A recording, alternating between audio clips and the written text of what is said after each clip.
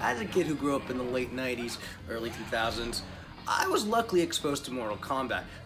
Thanks, Mom! And if my experience serves true, then I won't be the only one with memories of Motaro just utterly beating my ass. I never even beat Motaro as a kid. In fact, I didn't even know Shao Kahn was the final boss in that game. And frankly, I was pretty stupid back then, and I'm pretty stupid still, so nothing's really changed. Despite everything I said, Mortal Kombat 3 was one of my all-time favorite games, so it was just a matter of time before I did something like this. And ta-da! So, without further ado, let's get right in. That was dumb. My renewed Mortal Kombat obsession started out with the Storm's collectible Cyrex figure, which, holy cheese and crackers, it's utterly amazing. Playing around with the figure made me realize how much I wanted to be playing the actual game, so that's exactly what I did. And from there, it was just a downward spiral into the Mortal Kombat verse for me. I literally spent the week catching up on everything Mortal Kombat. It was great, and from there, the rest was history. Or, at least for me, because for you, it's going to be the story of how I made this diorama. First things first, we need to scout out a perfect location for our Motaro's balcony. You're all fucked. And luckily for me, and unfortunately for them, I found the perfect spot, right on top of my Predator display. Don't worry, they're fine. And rather than eyeballing it like I might have in the past, I actually measured it. 23.5 inches by 7.8 inches. And for the record, I do realize I'm missing like 69% of my hair. That was my fault. Midlife crisis, you know how it goes. I'm just kidding. It's a quarter-life crisis. With our measurements literally in hand, because they were definitely not in my head, I move on to the base, which is made out of an insulation foam from Home Depot, which I made sure to accurately and very meticulously plan out. That way I can actually make it look like it belongs, rather than just some piece of foam on top of my display. And I really do mean meticulously, because I went ahead and measured out everything, and even tried to scale it down as accurately as I could. Was it good? Probably not, but it looked okay, so I'm happy. I proceeded to spend a good while laying out the background and freehanding the doors. And while you think the biggest hurdle would be the freehanding, the real trouble came in the form of the never-ending castle pattern, which I kept messing up. I fucked it so bad here. I'd finished up the wall, and at that point, it was getting pretty late. So after laying out half of the floor, I decided to call it a day. 4 hours later, I was back up and running. And after a quick coffee and some King of the Hill, I got back to it and finished the second half. I'll tell you what. With that display fully planned out, it's time to carve. So I picked up a temperature-controlled carver from Hobby Lobby and dove right in. I obviously didn't know what I was doing because I started off wearing a glove, which I very quickly took off. Now, this doesn't mean I got better. Oh no. On the contrary, I was still a horribly shaky mess. But by the other guts did I give it my all. I finished off the floor easy enough, but the straight line design of the wall really didn't help. We eventually got through it, and after ditching our temperature control tool for a handy old razor blade, I began to pry open the doors as evenly as I could, making sure to sculpt the angled stone frame, which is really gonna give it that needed depth. I finished evening out the doorways and went ahead and gave the whole thing a quick sanding before setting aside. Now, using the leftover door pieces, I measured out 2 sizable rectangular shapes, which would later become the railing for the balcony. Unfortunately for me, I don't know how to measure things because one of them ended up a lot smaller than the other. Wait, that's not right. Uh-oh. I was pretty upset, but in retrospect, it didn't even matter. Mainly because I was going to have to cut out a sizable chunk from both pieces to be able to fit the background. Yeah. My troubles with the railing didn't stop there though. After cutting out 2 smaller rectangular pieces and trying to attach them to the railing, I quickly realized our E6000 glue was a bit too toxic for our pink little friend.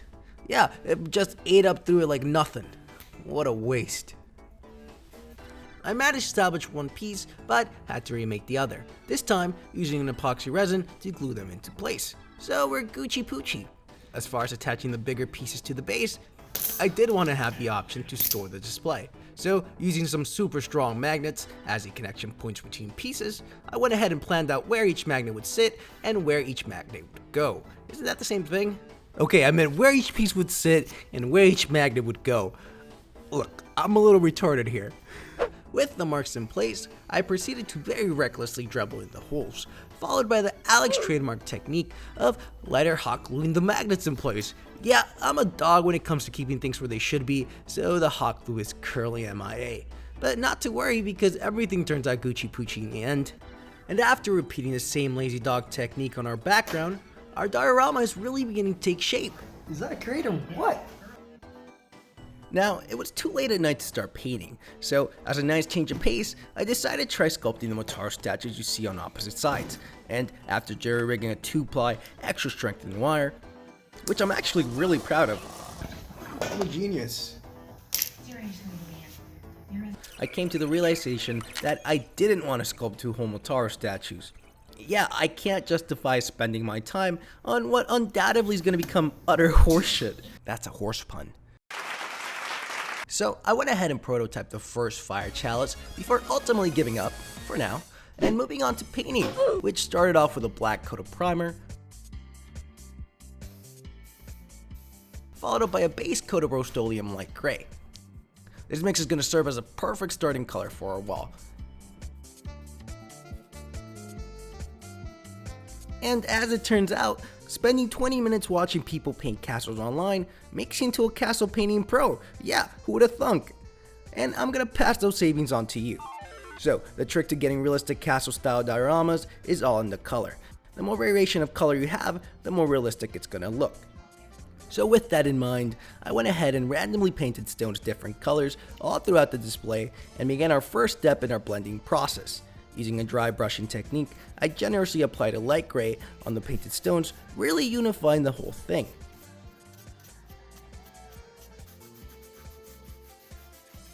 But we're not quite done yet. After letting her fully dry, it was time to get her sopping wet again. Starting off with the railing, just in case I decide to fuck up somehow, applied a black wash over the whole thing,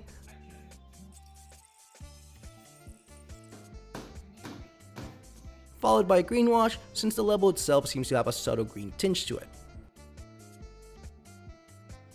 Speaking of levels, what do other levels have that we don't have? Well, a lot of things, frankly. The Motaro level is pretty plain, but more specifically, the Mortal Kombat symbol. So we're gonna go ahead and steal that banner. Now, it might be somewhat blasphemous, but we are gonna do a little reimagining of the Motaro stage. So to make the banners, I went ahead and made 2 rectangles out of wire, followed by 2 rectangles out of a red bandana. And to make sure it looks extra crisp, we're gonna make sure to iron it out. Now, using some ape goo, we're gonna Frankenstein the whole thing together, being careful not to get the ape goo on your hand. After crisping her up one last time, our delicious looking banners are pretty much done. And now, we can finally start worrying about how we're gonna stencil a damn dragon on those things. So I figured I would just hand copy this thing onto a plastic lid and cut it out. Unfortunately, things really didn't work out that well. So after another failed attempt on some cardboard and no real way to print it out, I put the banners aside and got back to work on our fire chalice. With our prototype built, I had a pretty good idea of how I wanted it done. This time, to get an even looking bowl, I used a measuring teaspoon as a guide / mold, which really helped out, and picked up these miniature gumball machines from Hobby Lobby, which would go on to make up the base. After getting out the candy, of course. That went everywhere. After attaching these two and letting dry, the general shape of the chalice is pretty much done. So I went ahead and added the detail, which were just the coil and the 4 dragon claw looking thingies. With the sculpt done, we finish it off with some black primer, followed by a gold paint job, and let it dry. It's not 100% accurate, but I really think it works. Now back in the past, our diorama still needs a backdrop, and the stencil still needs stenciling, so let's take some time to work on that. Look at that fucking yee having haircut looking ass loser. After taking some quick measurements and dumping them into Photoshop, it was time to start shopping. So I found a few sites with Mortal Kombat Arena assets, and I managed to jumble up a pretty faithful recreation of the background, which was really gonna give this thing some depth. I finished it off by stealing a PNG for my stencil and ordered some prints from my local Office Depot. From there, it was just a matter of attaching our backdrop to our background using some glue. PSA, Gorilla Glue, melt foam, so be careful with how much you goo. Did I really write that? A little goes a long way. Now with our backdrop in place, we can once again start to worry about our stencil. Oh god, as you can probably tell, it's always a hard time at art production when it comes to fine detail. You're not supposed to cut it all the way. And boy were there many fine details here. So after cutting out the stencil and pen needling it using my sandal, we're all set to spray. And to my surprise, and I'm sure yours as well, it came out okay. It did bleed a little, but I did expect that. It bled. And with that done, we can get back to the present, which is my past, where we left our golden chalice to dry. Now, to finish it off, we're obviously gonna make some fire to go along with it, out of paint and silicone. Now, it's a lot less magical than it sounds. We're pretty much gonna be laying the silicone on top of a metal frame and slowly building it up into a flame shape, using some water and tools to shape the silicone while it's hot. This is gonna allow us to form the flame without completely ruining the shape. If you spend some quality time working on it, you'll be surprised at how realistic it can turn out. And to fully realize that realism, we're gonna paint our flames using multiple shades of reds, oranges, and yellows, making sure to keep the lighter colors towards the bottom and the darker ones up towards the top.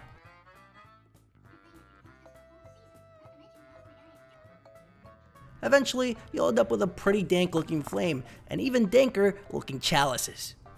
And with that, we're pretty much done.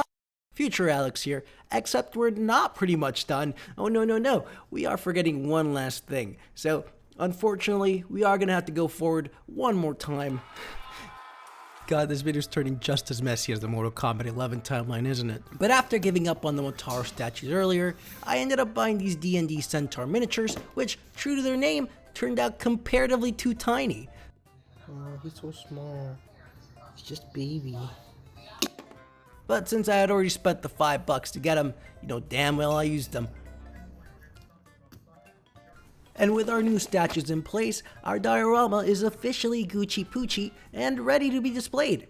The only thing missing now is Motaro himself. It wouldn't be a Motaro's diorama without Motaro. So I picked up the New York Comic Con exclusive from Bluefin, and with our Motaro figure in the mail, the only thing left to do is wait. And goddamn was it a wait. It got delayed the first time, and my hopes were utterly crushed. Fuck, that's not it. And then, the FedEx guy must have been Sonic the Delivery Man, because by the time I opened the front door, that fuck was gone. With the only traces of his existence being a failure to deliver notice and my broken heart. But after all that bullshit, Motaro finally arrived, meaning we could finally set up and finish this godforsaken video. Holy, it's amazing. So let's go ahead and do that. Wow.